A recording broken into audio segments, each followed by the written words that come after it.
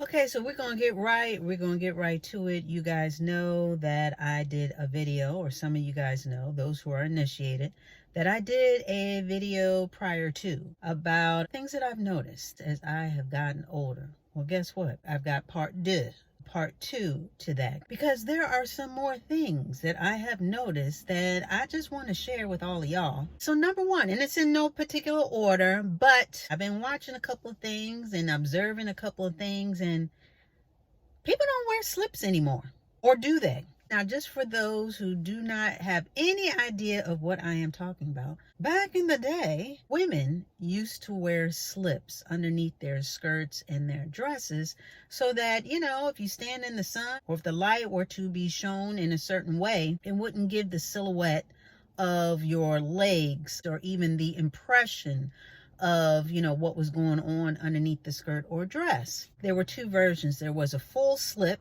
and there was a half slip. If your blouse were more of the sheer nature or was more see-through, you would wear a full slip. That way it could cover or bring more modesty to both your top and your bottom half. Or there were half slips, and that was just that. It was more like a skirt version. I've noticed that, a lot of women are just not wearing them anymore. I mean, they made slips into dresses, because now they have slip dresses, but they don't wear them under dresses anymore.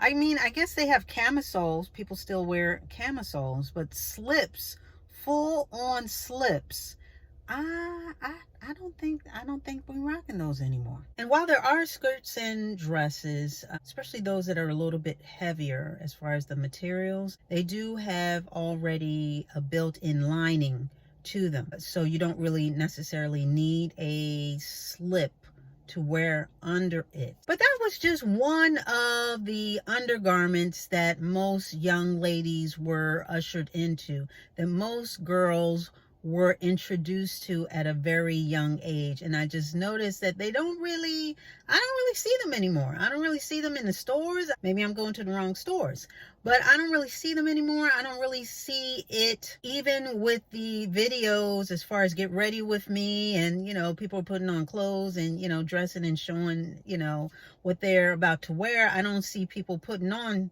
slips, half, whole, whatever. So it's just very curious to me. I guess they don't wear those anymore. As well as pantyhose. Y'all remember pantyhose? Or stockings. Again, when I was a little girl, that was definitely like a rites of passage to not only get the slip, but also get the little pantyhose. There used to be a company called Legs. I think it was L'Eggs or something like that. And the pantyhose used to come in a little egg, like an egg-like container. And it's funny, being a brown girl, I remember it being harder for us as brown and black skinned women to find pantyhose that actually matched our skin. And because of that, my mom, I don't think we ever bought that particular brand Legs, because I don't remember them ever having any type of shades close to our skin color whatsoever. Plus, they were kind of thick anyway, so we would go shopping. There was a store back in the day in Philadelphia called John Wanamaker's. So we used to go to John Wanamaker's and pick out the pantyhose or stockings or whatever you want to call them. That's what we did. And there was a little bit more variety, the colors were a little bit more nuanced, and there were more shades to pick from. But yeah, I don't really see too many people. Now, people wear leggings. People still rock those, especially in the winter. Yes, when you go to church, you will see the elders with their stockings and pantyhose and their slips, because sometimes their slips are showing. But stockings and pantyhose, are those just antiquated? Did the memo go out? We just not rocking them anymore. They old fashioned. We just not doing it. I'm just asking questions. That's it. I'm just asking questions. Another thing that I have noticed is that looking older is now the new young. I mean, I just saw something the other day about Sephora kids. These young kids. We're not even talking middle school. They see these ads and these other videos for makeup and this and that, and they are running into these stores, running amok, grabbing up this stuff, and then wearing and trying to put on the makeup and the anti-aging cream and all this other stuff that they see in these adverts and videos and yada, yada, yada. Not only that, there was this whole trend, and I don't know if it's still going on, of people who are dyeing their hair gray. As you get older, you lose the melanocytes in your hair, which is basically the pigment. Just like in your skin, you have melanin. Well, in your hair, it's melanocytes. You lose a lot of them as you get older, and that's how your hair turns gray. But you have people that were dyeing their hair gray on purpose. Now, I'm not mad at it, but I'm just putting it out there. As well as plastic surgery for the young, which ironically, to me, when you get plastic surgery, it makes you look older. And the fillers and the plumpers and the this and the that, and to make your face look more gaunt. Again, in my opinion, when you look at these young girls that are getting all these things done, they actually look older. I'm sure we've all seen pictures here and there, whether it be on Instagram or whatever, of toddlers, little girls, and they're barely able to even speak, dressed up in these scantily clad clothes, such as little skirts with splits, up the side, showing their thigh. For what? They barely got thighs. Suggestive little tops, that are barely there, showing their little pudgy stomachs. And plus, I've noticed that a lot of younger kids are being exposed to adult things a lot quicker, a lot earlier than what I was exposed to. I remember being a little girl, when stuff would come on the TV or whatever, we would shoot out the room, or they would change the channel, or if a song came on or we were singing something, they said, don't sing that song. I remember singing one little song. I thought it was innocent, and my dad almost took my head off. He said, don't sing, he's yelling at me not to sing this song.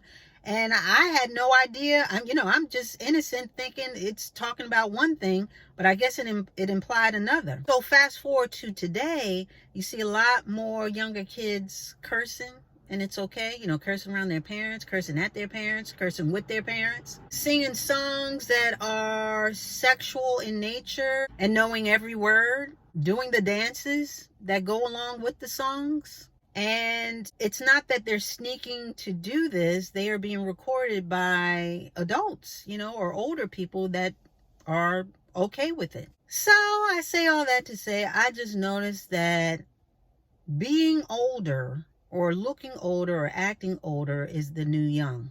And it's always the girls. They're running to the stores. They're wearing the clothes. They're doing this. They're doing.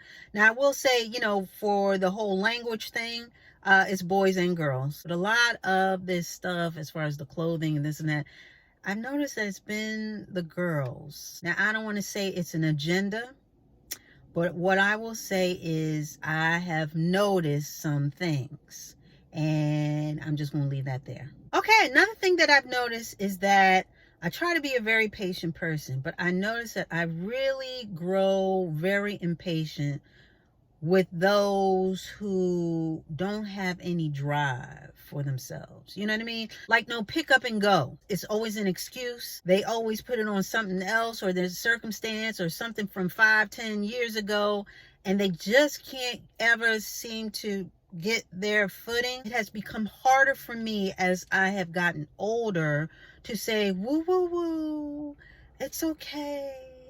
Let's do this. I'll help carry your load. It's harder for me to even gather those words in my mouth. In the past, I really felt like, let me help, let me do this, let me do that. But now I'm at a point where I'm just like, I need everybody to stand on their 2 feet and stand up with their back straight, and we can figure it out together, but you gotta be part of the process and figure it out. Now, I'm not saying that people don't fall on hard times. We all have. I'm not saying that, okay, everybody is an island. You figure it out. I figure out my own stuff. I'm not helping you. I'm not saying that. We need to help each other. But I want to help you help yourself. You got to be part of the equation. You got to make the steps forward. So all of this poo-pooing and holding hands and just having everybody help and do in lieu of you doing for yourself, I don't have any patience for that anymore. I really don't. I grow impatient, and sometimes I have to really extricate myself from certain situations before I show that impatience. And I'm working on that. Not that I feel like that is not a good stance or proper stance to have, but more so making sure that my attitude and my approach and my delivery of such stance is appropriate and does have sympathy built into it, but at the same time is firm. You know, it's a careful balance. And I want to be sure that I keep that balance. But yeah, I find that I am growing impatient with those who seem to always have an excuse for not doing what they need to be doing. And also, I have noticed that the more that I get, the less I need. And I sort of touched on this in the last video where I talked about how I'm focusing more on relationships and things that actually matter, that are actually fulfilling. But yeah, you know, you get certain things and you're proud of yourself and you reach certain benchmarks in your life, and then it's like, okay, that was great. Fabu. You know, you earn certain baubles and trinkets from such benchmarks, you know, that you can show off and wear and, you know, live in and so forth and yada, yada, yada. But now that I've gotten older, it's not so much about the benchmarks. I mean, yeah, that's still good. You still want to have goals, but it's about seeing the forest beyond the trees. It's about seeing the full picture, and again, seeing the full adventure of what we call life, because it is an adventure. And like I said, I know for myself that even with all that I've accomplished or gained or bought or whatever, like, I know I don't need it. It's nice to have it. Don't get me wrong. I like having the nice things. I do. But I know that it's not necessary for happiness. And I'm okay with that. So in knowing all this, you want to really be anchored and rooted in things that matter. You really do. And I know that my relationship with God matters. I know my relationship with my family matters. And yes, all of the extras are good, but they're just that. They're extras. You know, those are the sprinkles on the ice cream and the cherry on top and all that good stuff. You know, you get caught up into so many life things that you can forget to actually live your life. And I am happy that I am living my life. I want to live my life to the fullest, but the operative word is live. Be in the moment. Take it all in. Not only to be happy and to seek joy, but also to be a joy to be around. So with that being said, I have noticed that less is more, and I'm more okay with less. When I say that, you know, I can deal with less, I'm not talking about lack. I'm not talking about being at a deficit. I'm talking about simplicity and keeping things simple.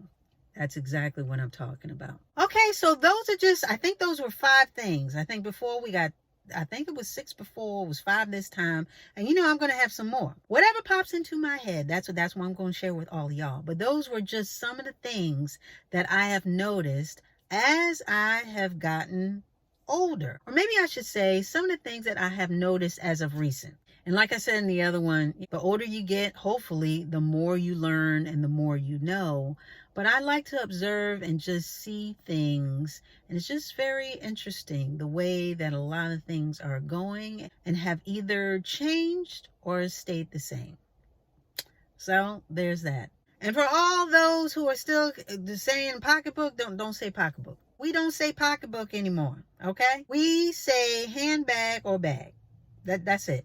You can say purse, but don't say pocketbook. Please don't say pocketbook. Honey, don't do it. That memo went out a long time ago. I'm just trying to help somebody out there that just did not get it. Don't say pocketbook. And with that, we are going to put a button on it.